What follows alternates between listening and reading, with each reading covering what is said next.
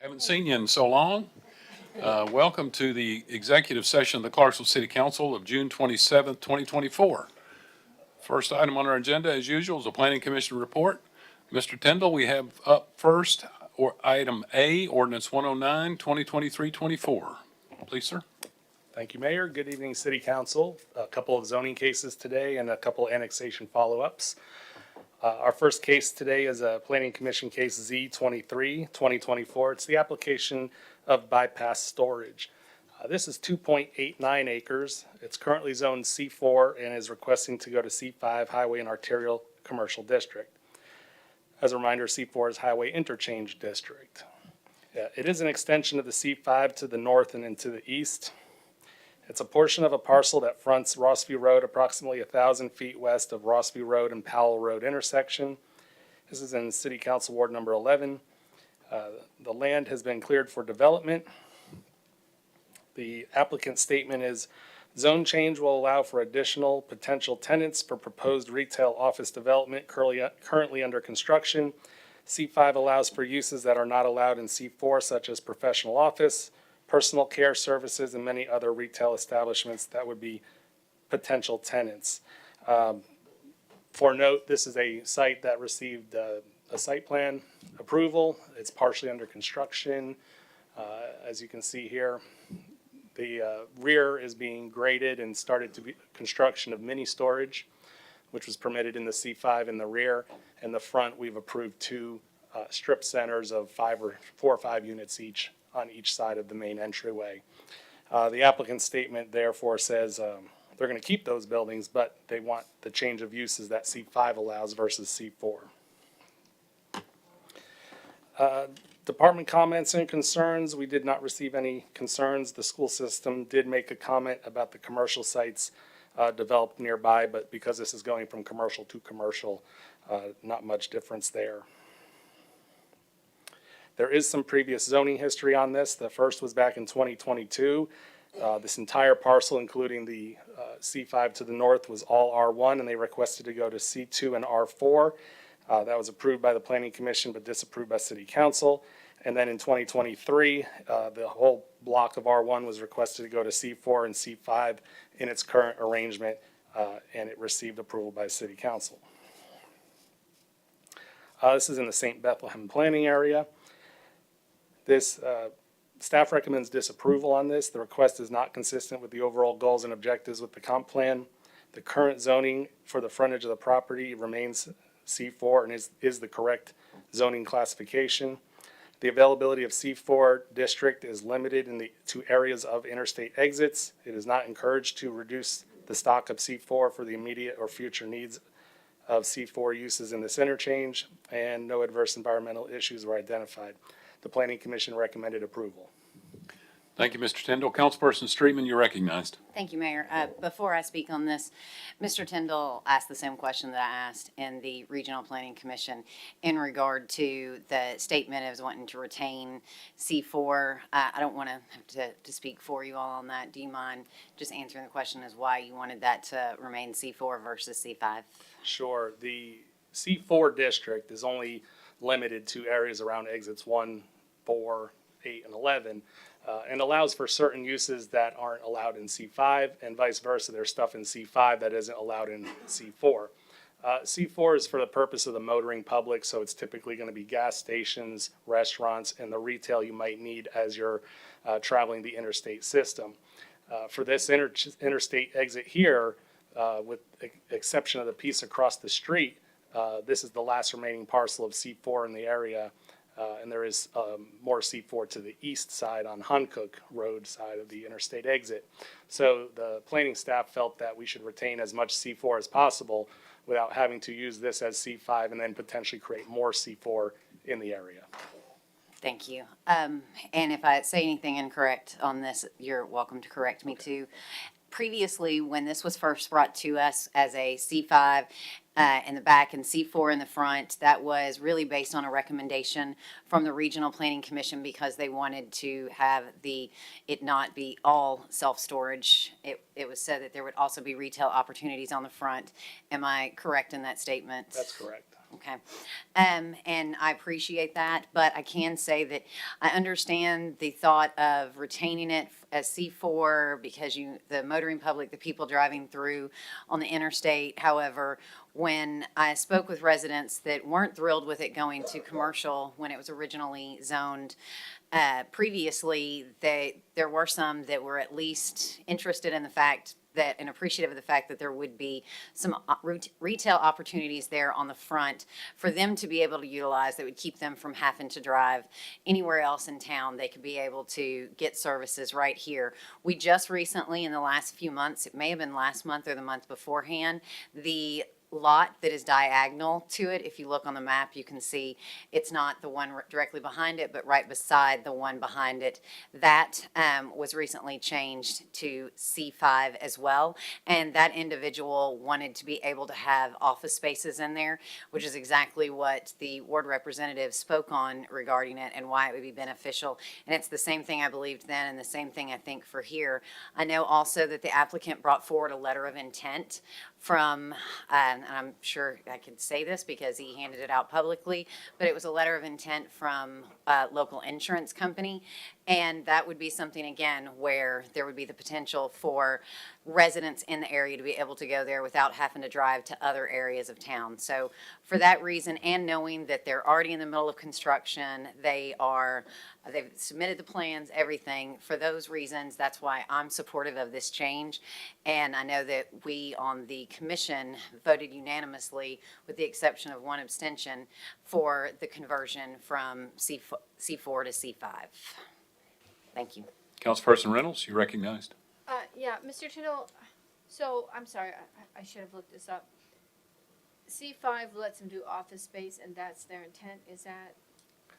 The main three differences when you go from C4 to C5 would be professional services, so salons, haircut, beauty salons like that. Office space, medical offices, those are pretty much the two big differences right there. C5 also allows some more car-oriented services that C4 maybe doesn't, like auto repair versus auto service, like a gas station. So some slight differences, but enough to prompt the applicant to ask for a change. So C4 would potentially have more vehicles or less vehicles? Different peaks, I would say. C4 is going to have more traffic probably throughout the day and the night, whereas C5 is going to be probably 9 to 5. Okay. Thank you. Mr. Tindall, the site plan has been approved, hence they're moving dirt out there. This is correct. It was approved under the C4 zoning classification, right? Yes, sir. Okay. And now they want to change that front part. The change in zone would not change the building plans at all, or the parking requirements or anything like that, just the uses that could go in them. Okay. And as I mentioned, there's two strip malls that have been approved in front of the self-storage, which is under construction. My memory's not as good as it used to be, but it seems when the owners were talking about doing this project, they were going to have retail that was that pertained or related to self-storage, mini storage in those buildings. But I guess they've got other better I'd opportunities. expect maybe their office would be in one of those Yeah, units. right. Okay, all right. Okay, any other questions regarding ordinance 109? Seeing none, we're ready for item B, ordinance 110. Mr. Tindall, please, sir. This is Planning Commission case Z24, 2024, the application of Ahe Edwards. This application is for 0.19 acres, currently zoned R4, and is requesting to go to C5, Highway and Arterial District. It is an extension of the C5. This is a piece of land at the corner of Darrow Road and Copeland Lane. This is in Council Ward Number 1, a former single-family residential site which has been converted to a commercial building. And the applicant's statement is, I would like to use the residential property for full public business use. I'll pause there for a moment, and I'll go back. It's a very small parcel, and you'll see some pictures here in a second. The woman, Ms. Edwards, had applied to the Board of Zoning Appeals probably about 3 months ago for an at-home occupation for a seamstress and tailor. She was approved for that. An at-home occupation means you have to live there. She does no longer wish to live there, but does want to run the business out of the location which she purchased. And here it is here. It doesn't look much like a home. It has been rehabbed recently before she purchased it. She did not complete the improvements on this site, but it is operating as a Taylor currently.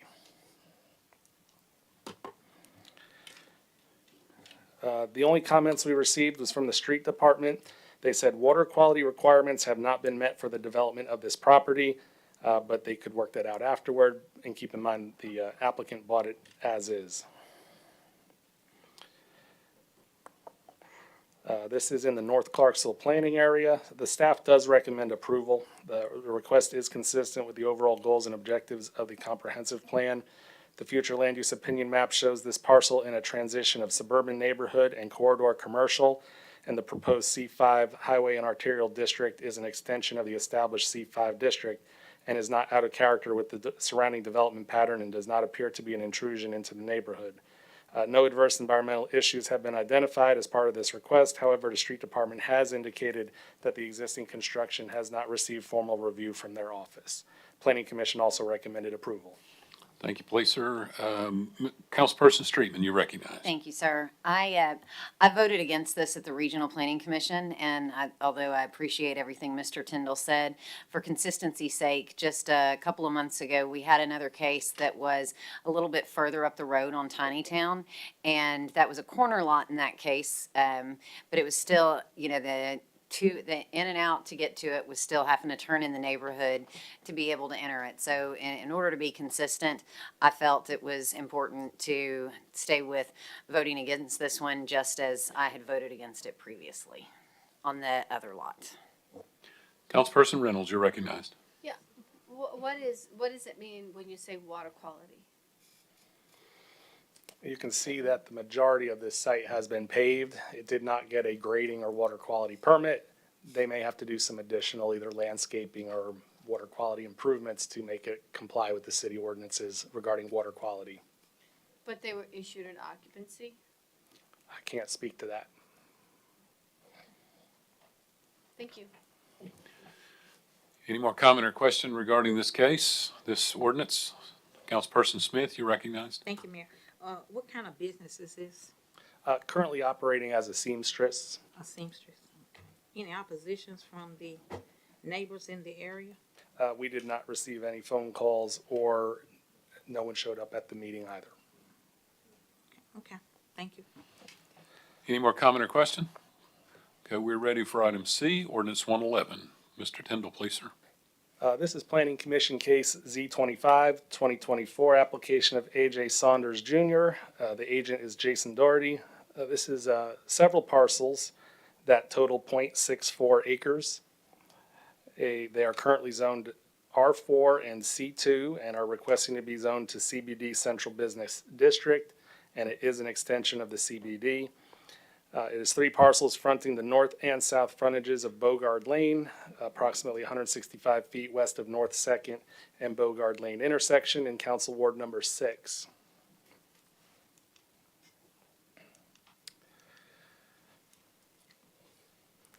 The applicant's statement is to match the existing zoning classification of the properties to the north, west, and south for development of a residential project. And I show you both because CBD's shading does not always show up well over the other map. This is Bogard Lane looking from 2nd Street. And this is one of the parcels. This is directly behind the auto sales business that's right there. This business, which has been vacant for a while, is also part of the request and the parcel behind it.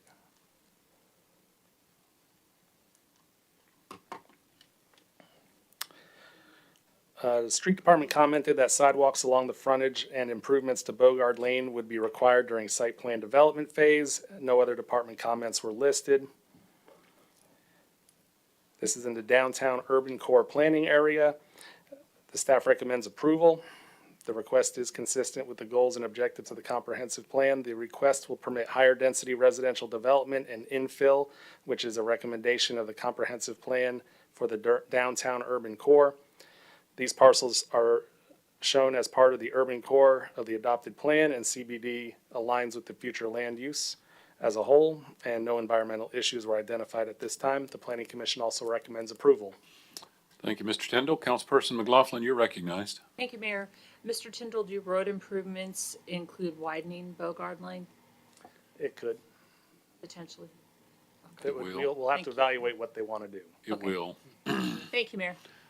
Calling it a lane is a stretch. Councilperson Reynolds, you're recognized.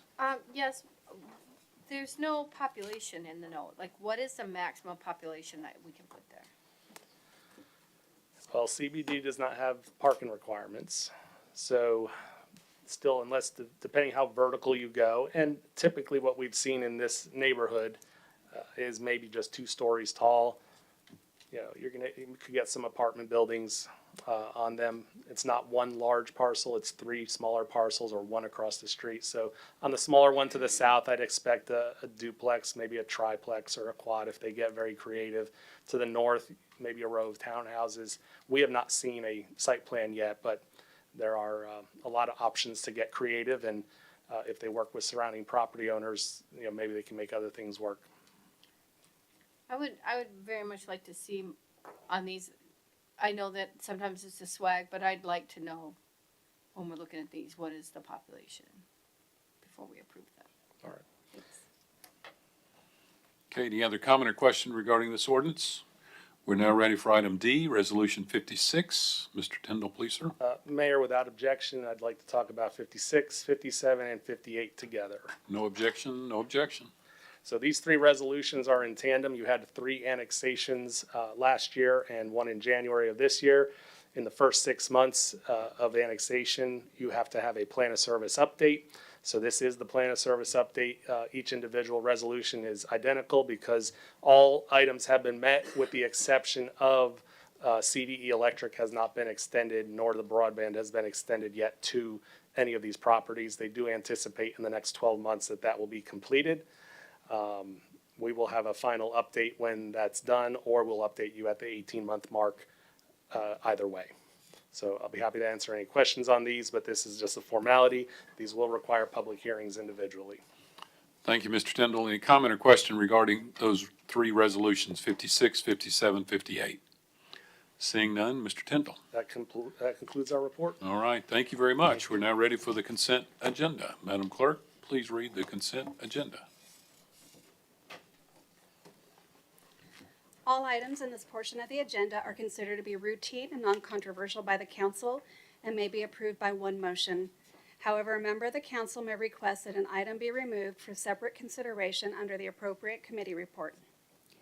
Ordinance 86, 2023-24, second reading, amending the zoning ordinance and map of the city of Clarksville, application of Chris Blackwell Construction for zone change on a portion of a tract that is located at the northeast corner of the Gupton Lane and Gupton Circle intersection from R1 Single Family Residential District to R6 Single Family Residential District. Ordinance 94, 2023-24, second reading, an ordinance amending the official code of the city of Clarksville, reapportioning the city of Clarksville for the purpose of electing persons for the office of council member due to recently annexed territories. Ordinance 103, 2023-24, second reading, amending the zoning ordinance and map of the city of Clarksville, application of Carlo Burzy for zone change on a parcel of land fronting on the east frontage of Smokestack Drive, 475 plus or minus feet north of the Corporate Parkway Boulevard and Smokestack Drive intersection from M1 Light Industrial District to C5 Highway and Arterial Commercial District. Ordinance 104, 2023-24, second reading, amending the zoning ordinance and map of the city of Clarksville, application of Christopher Harvey for zone change on a parcel of land fronting on the south frontage of Needmore Road, south of the Needmore Road and Centerstone Circle intersection from R3, 3-family residential district to R4, multiple family residential district. Resolution 1, 2024-25, a resolution approving appointments to the After Hours Establishment Board, Community Action Agency, Ethics Commission, Senior Citizens Board, Sustainability Board, and Tree Board, and the adoption of minutes from June 6th. Thank you, Madam Clerk. Any comment or question regarding the consent agenda? Seeing none, we're ready for the Finance Committee report. Chairperson Streetman, you're recognized. Thank you, Mayor. First up, we have ordinance 107, 2023-24, an ordinance authorizing the donation of property located at 912 Roman Street to Habitat for Humanity for common development. The Finance Committee recommended approval. Comment or question regarding this ordinance? Seeing none, you're recognized. Ordinance 112, 2023-24, first reading, an ordinance authorizing the mayor or his designee to purchase property for the public purpose of the Clarksville Gas and Water Ringgold Creek Sewer Lift Station. The Finance Committee also recommended approval. Any comment or question regarding ordinance 112? Councilperson Reynolds, you're recognized. Is this to support new construction or expanding services? I suspect both. Mr. May- Riggins, if you don't mind, I'm above my pay grade here. Okay. On the ordinance, if you'll look at the second page of Exhibit A, where the sketch is. Got it? Okay. In looking at that, you can see it's an existing lift station at the end of East Fork Drive. You see the piece of property that we're purchasing is that designated piece. It's 10 by 70. You'll see also the gravel drive is over onto that private property. In the very corner of the generator for the lift station is over on that private property. It's been vacant for years. Apparently we didn't know exactly where the property line was. Once this area started developing and we found that out, we've negotiated with the property owner just to buy that sliver of land. That way they can continue to develop behind it and we'll continue to have the access that we need. Okay, thank you. Thank you, Mr. Riggins. Any more comment or question? All right. Chairperson Streetman. Thank you, Mayor. Ordinance 113, 2023-24, first reading, an ordinance accepting the donation of certain real property from Aspire Clarksville to the City of Clarksville for the purpose of greenway development approaching Ashland City Road. The Finance Committee voted in favor of approval. Any comment or question regarding ordinance 113? Seeing none, Chairperson Streetman. I'll quote the person from Ward 2 who says this frequently. That concludes my report, Mayor. All right. Very original. I like that. Okay. Gas and Water Committee, Chairperson Holloman, you're recognized. Thank you, Mayor. I'll have a full report next week. All right. Neighborhood Community Services, Chairperson Shekinah, you're recognized. Thank you, Mayor. I have a full report next week. Thank you. Chairperson Zacharias, Parks and Recreation Committee. Thank you, Mayor. I'll have a full report next week. Thank you. Public Safety Committee, Chairperson Red, he'll have a full report next week. We got that. Transportation, Streets and Garage Committee, Chairperson Smith, you're recognized. Ditto. Ditto the same. Ditto. All right. We're now ready for new business. Members, this is a public lottery, two resolutions regarding the public lottery drawing pertaining to retail liquor store certificates of compliance. I've asked our Deputy City Attorney, Neil Stauffer, to brief us on the process that we will undergo next week in order to draw names and then vote on resolutions to grant them the retail liquor store certificate. So, Mr. Stauffer, if you would, please. So the city code allows that there will be one retail liquor store in the city per every 6,000 residents. So what the code allows for is that 2 new certificates of compliance will be allowed in even numbered years. And what happens when you have more applicants than there are certificates of compliance that are available is that there is a lottery system. As part of the lottery system, the applications are developed by the city clerk. They're published on the city website in newspaper. There's given notice that the applications are available for people to fill out and complete and submit. And applicants choose to submit the application. It goes to our city clerk. It goes, each applicant goes through a background check. It goes through building and codes for zoning purposes. And the applications are returned to the city clerk. She puts the names on strips of paper, and those are put in an opaque container. and the mayor or his designee draws from the opaque container without looking in the box the equal number of strips that matches the open certificates of compliance, which in this case is 2, and then that goes before you for your consideration. Okay, you've heard the explanation. Hang on, Mr. Stauffer. Councilperson Reynolds, you have questions? Yes, we've all received a great deal of email. I'm not sure, I should have shared it. I'm not sure if you've seen it, but there's been several emails from the community asking us not to pass this additional liquor license and to reconsider, and I know that we have a ordinance to do just that, the number of licenses in the community. Do you know, or Mayor, do you know, or have you looked since we've started getting these emails, like, is one liquor store per 6,000, is that the norm in communities? Is that a high number? I'm just wondering if anybody has that information? Mr. Stauffer? I can't speak to whether that's the norm. The state law does allow municipalities to put a limit on, a reasonable limit on the number. And apparently this process is what was come up with in 2016 and passed as part of our city code to do the 6,000, the one liquor store per 6,000 residents. But our code does not determine where, right? We issue the license and then the business owner can choose where. So they can, kind of like, we have grocery store deserts, we could have liquor store deserts. I'm just, for a lack, I mean, we could inevitably concentrate them into one area, and by our ordinance, there's nothing we can do about that, right? You can determine the location. You can put restrictions on the location. But we would have to change our ordinance to do that. That's correct. I mean, the ordinance as written does not. That is correct. No, and I'm asking, by the way, just I read it and I just want to make sure that I understood as I read it. So this is not asking you to get anything out of your magic hat. Okay, I think that's all I had for now. I may reach out. I may have some more. Mostly, I just want I'm asking the as is in respect to, so I can answer the emails that I've received. Okay. So thank you. The zoning ordinance speaks to permitted uses, and it has to be a permitted use based on the zoning classification. Okay, Councilperson McLaughlin, you're recognized. Thank you, Mayor. So to kind of respond to the previous speaker, I was here clear back 800 years ago when this came up. And actually, I was the initiator of lifting the limit because it'd been the same limit since 1963 and hadn't changed based on population. This was a compromise, was to add 2 every even number a year.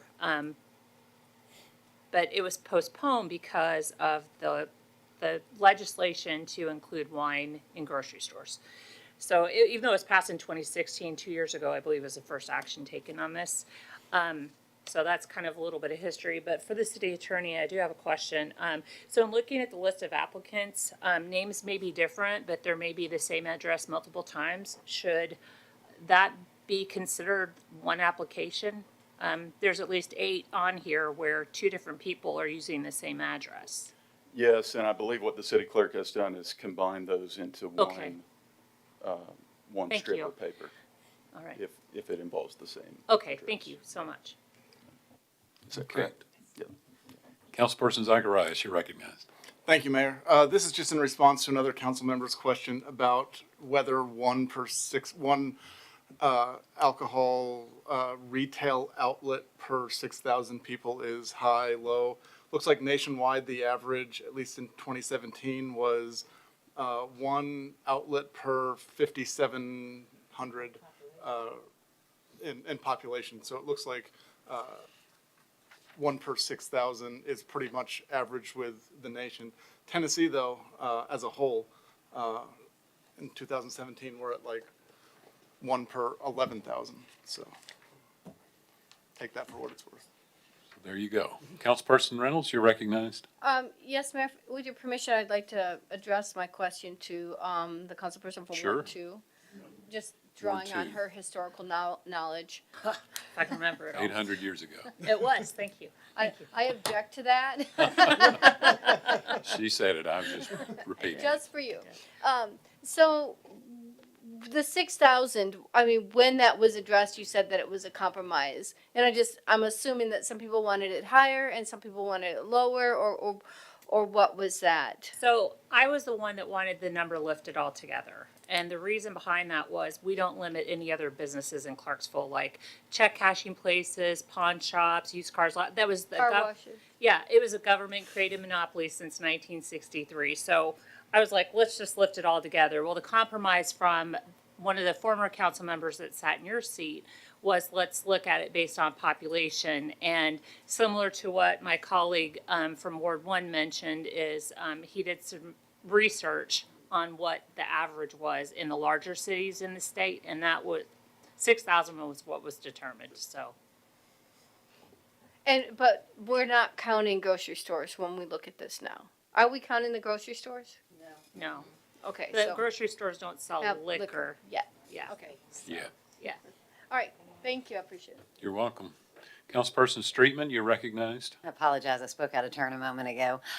No, the grocery stores with wine sales, they are listed in the current code as being specifically exempt from this. So it's specific to the retail liquor stores. Okay, any more questions for Mr. Stauffer? Thank you. Sir, It's good to have you back. good to be back. All right. That is the explanation of the public lottery drawing. The two resolutions that accompany that, Resolution 2 and 3, will have names of the two winners of that lottery, one per resolution, and we will vote on each of those individually. So any questions about this process and those resolutions?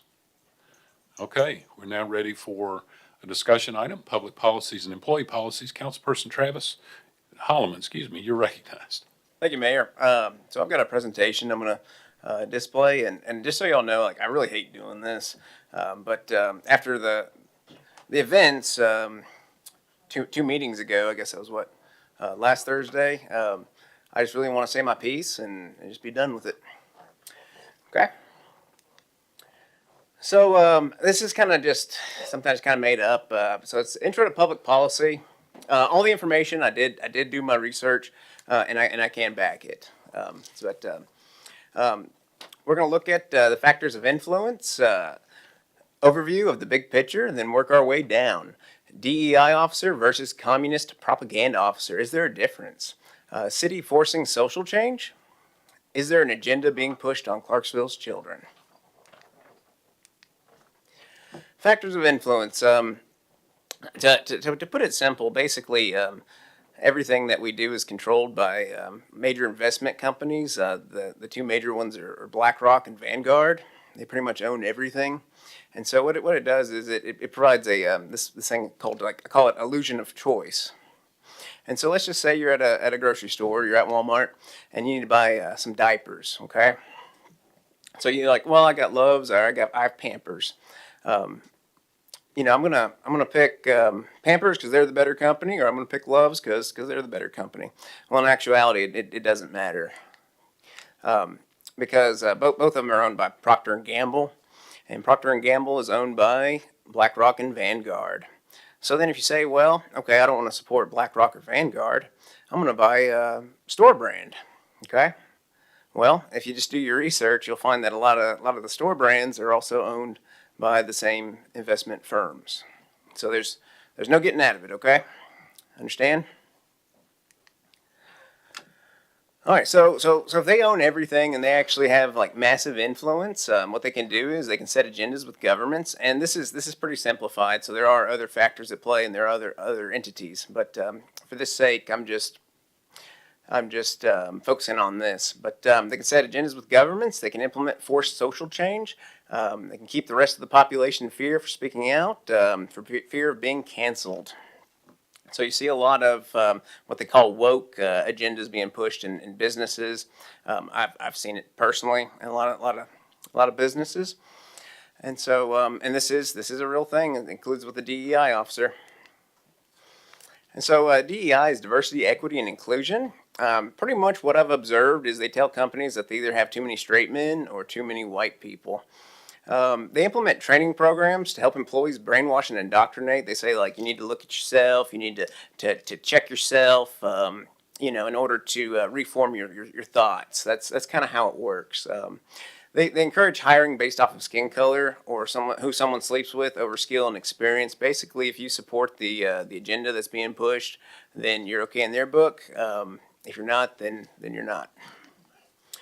And so, according to Encyclopedia, the communist political officer, also called the Soviet Commissar, and I just, in the parentheses, I just added that, but operating as they did outside the military hierarchy, the commissars acted as a conduit from the party to the ranks of the ordinary soldiers, transmitting political propaganda and preventing dissension. So there's no fighting the forced social change. So this has all happened before in history. And so I know what y'all are thinking. You're thinking, like, what does it have to do with Clarksville? Like, what a bunch of baloney. So if you put the camera back on me, please. In the back. Appreciate it. The application for boards or commission appointments, this is on the city website. And so if you look at it, at the back of it, it says diversity information. And one of the things that you need to check off is gay, lesbian, bisexual, or transgender. So Clarksville cares who you sleep with or if you're addicted to cross-dressing. This is pretty ridiculous. I mean, I'm holding an example. I'm holding evidence in my hand right now. Like, I mean, it's there. But if we can go back to the PowerPoint, please. Thank you. So we're going to move on. And so there's many different agendas being pushed. So it's communist Marxist agenda. And so one of the things, so if you're a homosexual, what I'm saying is be a part of our society, but don't be a part of the LGBT. That is ultimately what I'm trying to say. I'm not trying to condemn you. I'm not trying to make you feel bad. What I'm saying is do not support this group of people because there is an agenda at play. And I will explain that. But they really like it when you do drugs, alcohol, and you have sexuality everywhere. Sin tries to find little cracks and spread its roots. The Marxist agenda, they never want you to overcome your vices because that's pretty much how they control you. They control you with shame, and they control you with your addictions. They push it on everything at every corner of life. Nashville's getting a crosswalk, a rainbow crosswalk. I think they're actually putting it in on Saturday. Everywhere you go, you must be reminded of the community dedicated to sex. And so we're going to see that in products. We're going to see that in everything. So it's literally in everything. It's in food products, in NFL logos. It's in children's video games. There's really no escaping it. And so here's some examples. So we got Oreos, McDonald's, NFL did a theme, Legos, and then Ford the company. The community dedicated to sex wants your children as members. Example would be Drag Story Hour. They put LGBT stuff in children's shows, kids games, and they even have children's books trying to indoctrinate them. What she's reading right there is one of the books as an example. So here's some legal examples, just so y'all know I'm just not shooting from the hip. California Bill SB 145, it was signed into law in 2020 by California Governor Gavin Newsom. And what it does is it basically, I'm going to simplify it, but it expands protections for pedophiles. And it's pretty messed up. If you look up articles, they try to sugarcoat it, but ultimately that's what it does. One of the main sponsors of the bill was Equality California, and that's the nation's largest statewide LGBT activist group. Okay, so they're sponsoring it. You got the Minnesota Trans Refugee Bill. Simplified, if a child runs away or is abducted and taken to Minnesota, they will be brainwashed, drugged, and made to believe they are a different gender so they can chop off their genitals. What they do is they say if they're depressed, they give them antidepressants. If they have anxiety, they give them anti-anxiety medicines. And then they get them on hormone blockers, and ultimately that's the goal. Like, this is pretty messed up stuff. This is a Minnesota law that prevents other states and parents from getting their child back. Like, legally speaking, you will not get your child back. They claim that they are protecting the trans child. This became a law in 2023. Okay, so we've looked at all the evidence, And I've given you plenty of examples, legal examples that have gone through other government entities. And so Clarksville's got its own event coming up. It's got its own child indoctrination event, Saturday, June 29th. I think it's from 11 to 9. It's thanks to the city of Clarksville. As drag shows are included, children under 10 get in for free. This is a sign that's at Liberty Park. It's been flashing for the past month. I've been staring at it. It's part of the sequence that goes through. And you know who likes to go to parks? Children. If you think about that, you know, like children really like to go to parks. And so just a reminder, all this Pride Month, if you look at it, the Prince of Pride is Satan. That is a statue. I think that's it's Baphomet, and so what he does, he indoctrinates children. You can feel free to look up this stuff yourself. And so ultimately, what I feel like is with Pride, we need to all look at ourselves, because in the end of the day, our society is sick, myself included, along with everybody else, and we need repentance. So we all need to wake up. We need to come together as a city, and we need to repent, because Christ is waiting for our repentance. And this month for me specifically has been a month of repentance. And that's all I've got. Thank you. Councilperson Reynolds, you're recognized. I'm going to be very careful and try to hone my fury at this absolute slate of hate that we were just forced to sit through. I want to say, as a mother and a sister, everything you said was absolutely against every ounce of my family value of unconditional love. I will also say I served this nation for 21 years. I currently have a son on active duty in the Navy. We do not serve this nation. So white men of privilege like you can use your position. Let's be careful. Let's be careful, not make it personal. No. I understand, but it is personal to I me as a understand mom. it is personal, but not on the council floor. You're recognized. So that's what that was, and it's a lack of understanding and really just pure hate. And it is, pedophiles are mostly not gay people, they're regular people in the world. And that's just using the ignorance and hate to hone in and push those buttons that are not true. I'd also like to come up of the slate of hate that was just presented and say DI is important for so many other reasons. Today, I attended a meeting at Tenova for the sexual assault reaction team for our community. And we as women, I joined the Army in 1980. We all know what it's like as women. Back then, it was duck and dive, shut up and take it. Today, it's not much better. It's not much better. We have about 3 trained personnel to process the rape kits in our community. Out of the whole community, we're almost the 4th largest city, and we only have 3 people that are trained. We have been unable to prosecute rape because we've not handled the evidence correctly.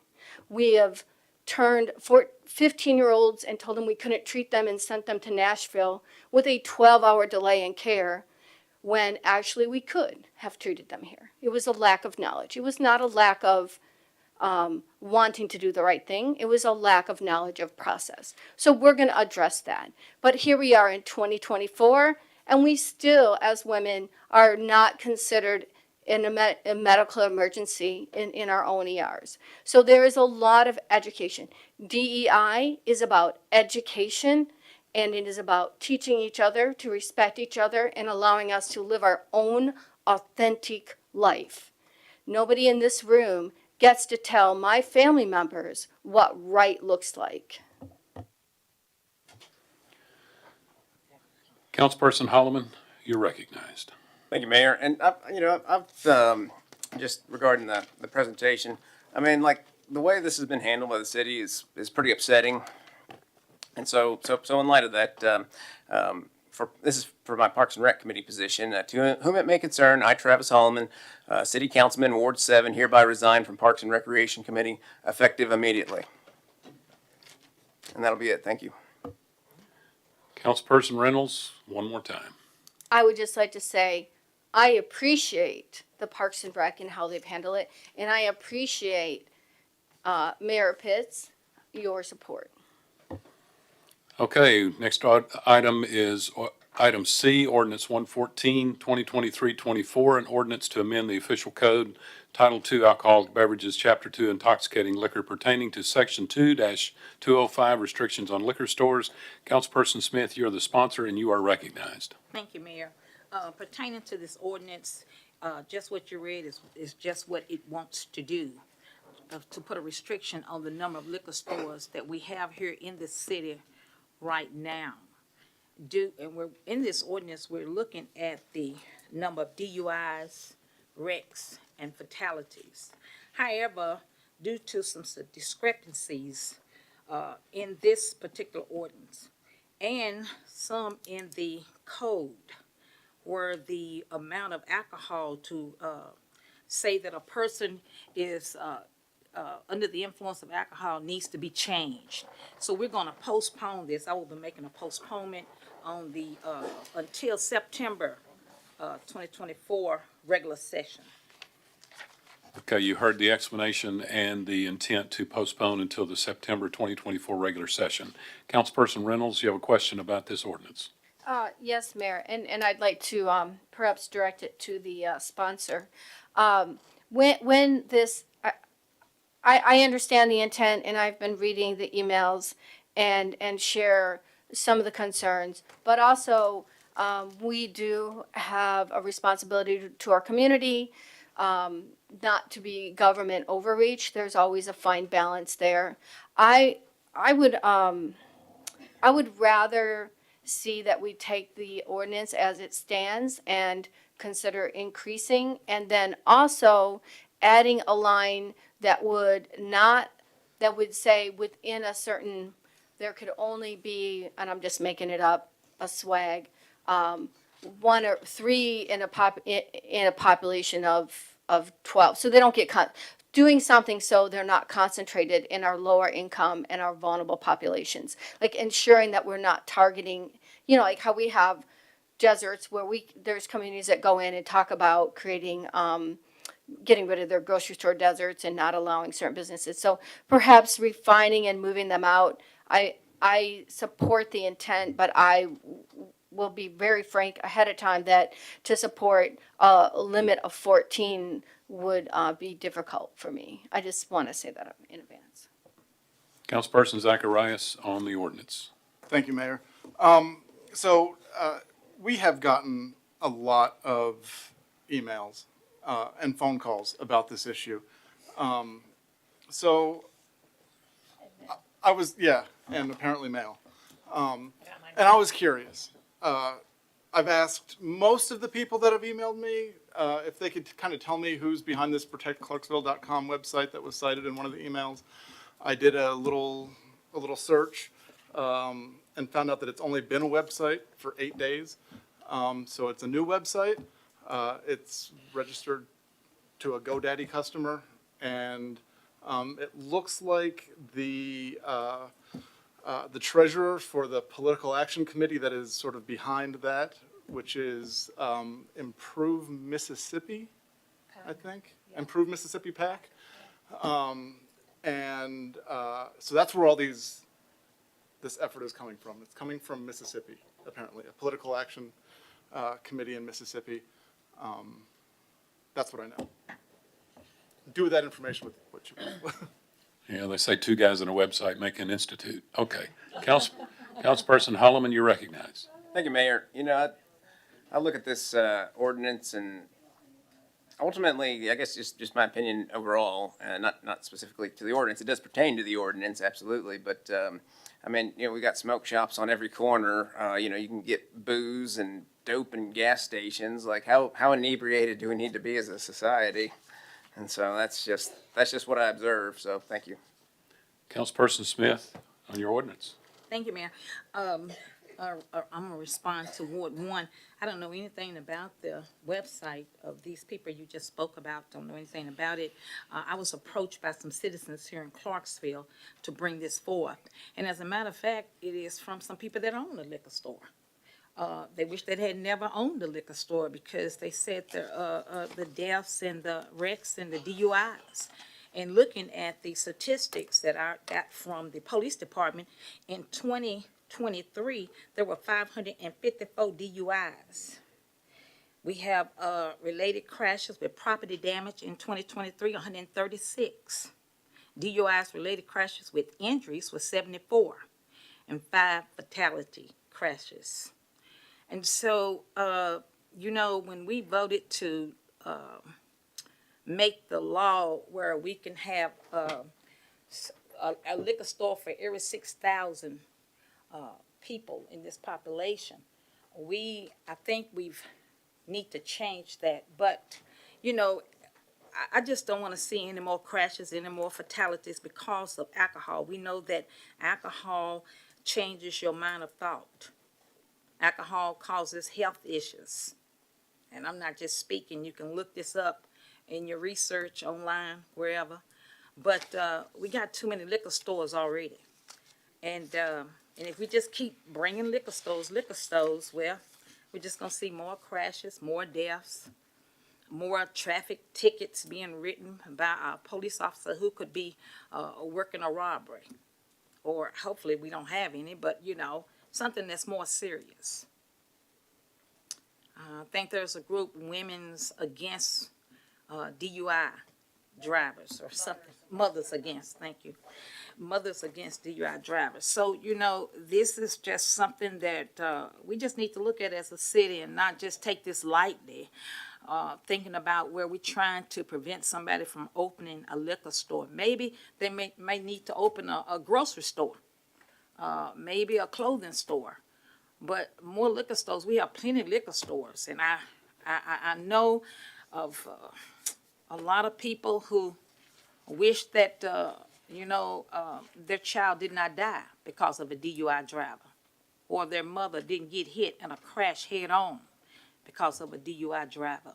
So, we can say all of the things we want to say, but we really need to think about what we're doing as council persons. Are we making the right decisions for the good of this city and for the safety of this city? Thank you, Mayor. Councilperson McLaughlin, you're recognized. Thank you, Mayor. I know exactly who the previous speaker was referring to regarding the liquor store conversation. He approached me about 3 months ago asking me to do the same thing, yet he owns 2 liquor stores and wasn't willing to turn in his certificate so somebody else could use them. So I told him I would not bring this forward. It seemed kind of ironic that he was one of the people that wanted the limit lifted before he was able to obtain liquor store licenses. And then he got his and he didn't want anybody else to have theirs. So that's how I looked at that. And then what I had commented the first time around on this, when the council member from Ward 9 asked questions is, we don't limit anything else in Clarksville. The council member from Ward 7 talked about vape shops. There are other things that are detrimental to people if they don't know how to use it properly. I feel like we have more accidents or near miss accidents in our community because people are on their cell phones. So let's not sell cell phones in Clarksville. And let's get rid of the check cashing places. They cause financial burdens to people who already are in a financial burden. So let's just start limiting everything. Thank you. Councilperson Smith, you're recognized. Thank you, Mayor. We must recognize and know that Tennessee has been found to be the 12th worst state for drunk driving, according to a news report from WKRN on December the 8th of 2023. Now, financial businesses does not cause people to die. Grocery stores doesn't cause people to get hurt or killed. But drunk drivers do. We're not trying to limit anything that's going to be a great asset to this city. But alcohol if you're driving under the influence, it causes death. It can cause a lot of things to happen, fights in clubs. So it's not the point, we're not trying to get stuck on whether we're limiting anybody. We're just trying to put a stop on it for a while, because I think that we have too many liquor stores as it is today. I think we have 14, or we're about to have 14 or 16 soon. So think about that while we making decisions and really thinking about something that needs to be done. Think about this, because, you know, seriously, we're not trying to prevent nobody from opening a grocery store, something that's good for the city. But all of these alcohol places being open, we already can sell alcohol in the grocery stores, wine and beer. We have teenagers drunk driving, dying. So, you know, it's up to you all.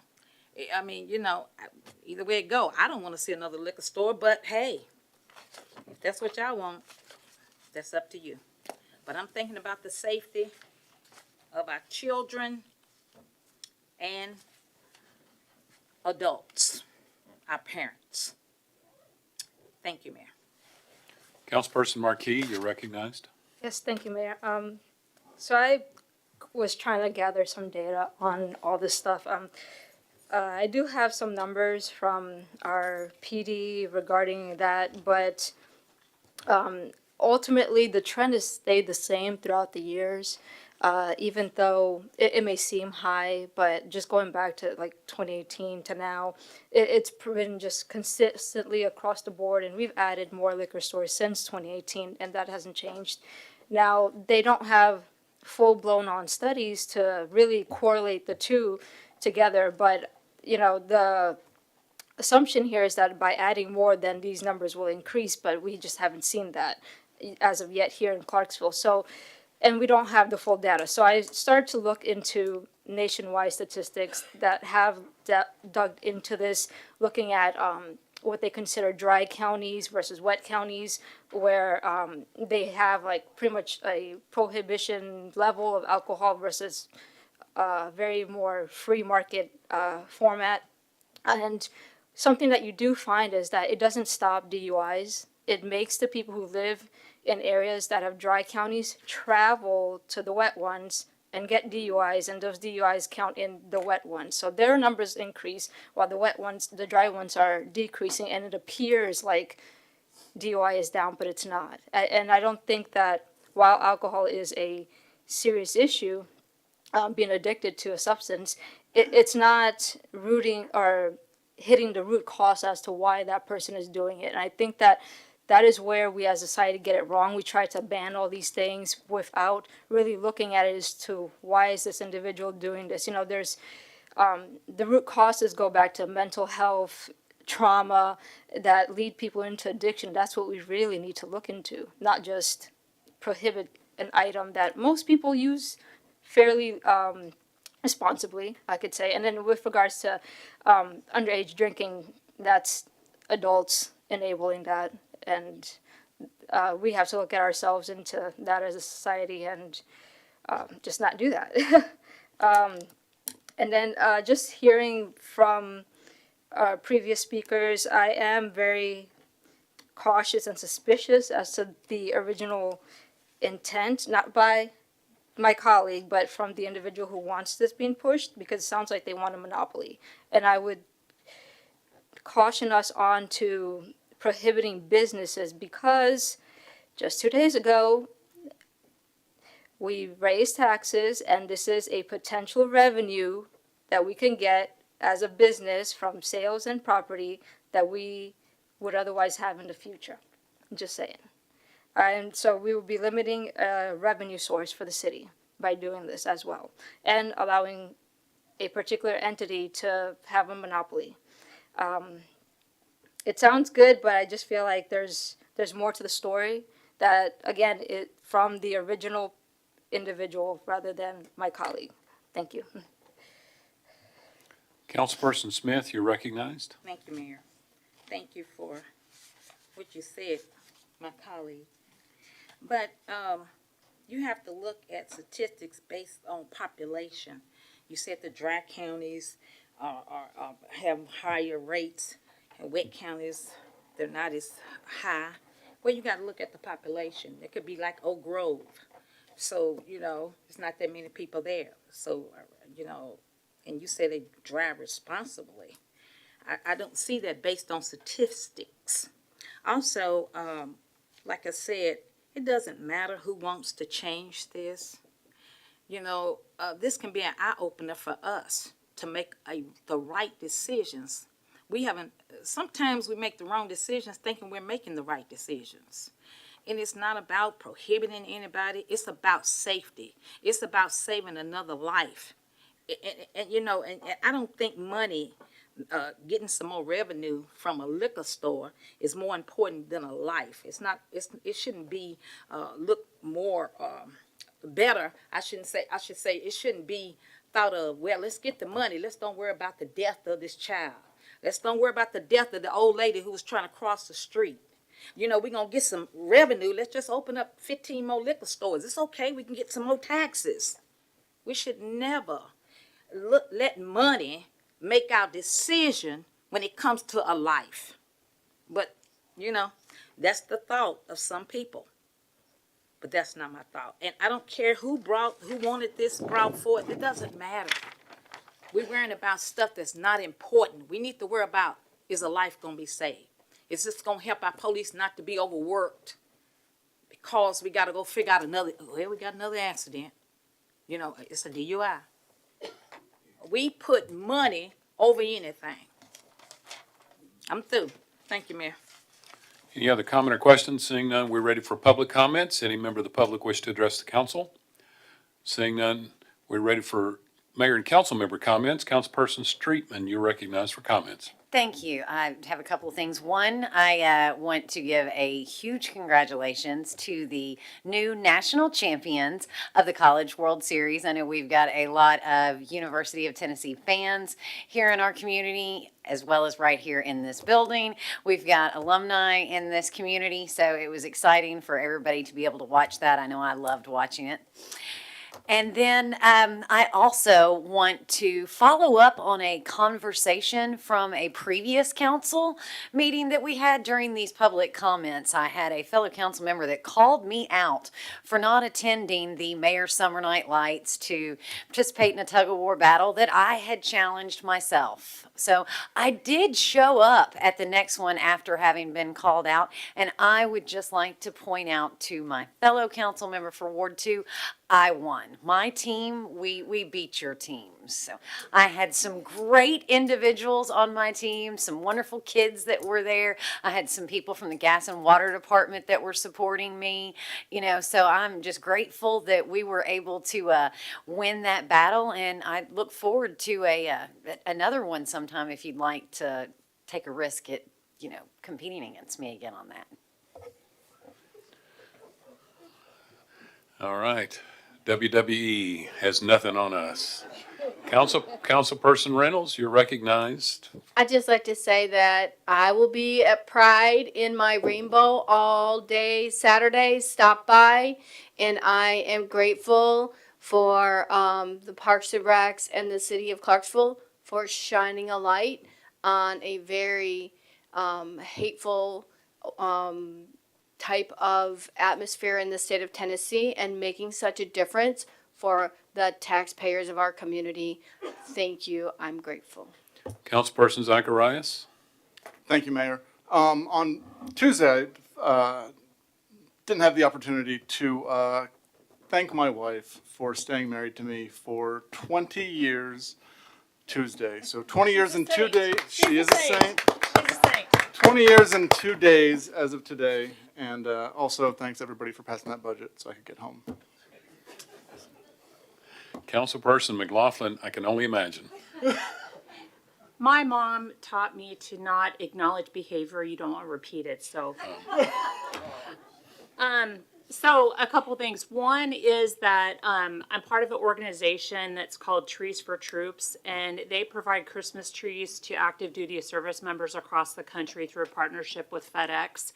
And we actually will, in Montgomery County, will have the first tree farm in Tennessee providing these trees. It's Santa's Place in Woodlawn. And we are hosting a Christmas tree pledge drive on Saturday from 1 to 5 out at Santa's Place on Dunbar Road out in Woodlawn, Tennessee. If you're interested in donating a tree, a lot of people have been doing it in memory of a military service member that's passed or a military spouse, or you can do it for anybody. But I'm just excited that the only tree farm that in Tennessee that will be part of this organization is right here in our county. And then one other thing, it's like a safety warning, is that my mom's favorite child comes into town on Monday. And Tuesday, I might be a little frazzled at the council meeting, so just bear with me. He's a lot. I love him. I hope he's watching. And that concludes my report. Chief Stalder, would you put our police department on high alert? The favorite child is approaching our state. Okay, Councilperson Streetman, back to you. Thank you, Mayor. I know I picked on my fellow council member, but she's really been great about attending the Mayor's Summer Night Lights. I would encourage everyone, please come if you have not done so already. They're a really great event. I commend the Parks and Recreation staff for their work in getting this put on. And I mean, you got to think about how hot it is, and they're out there helping get everything set up.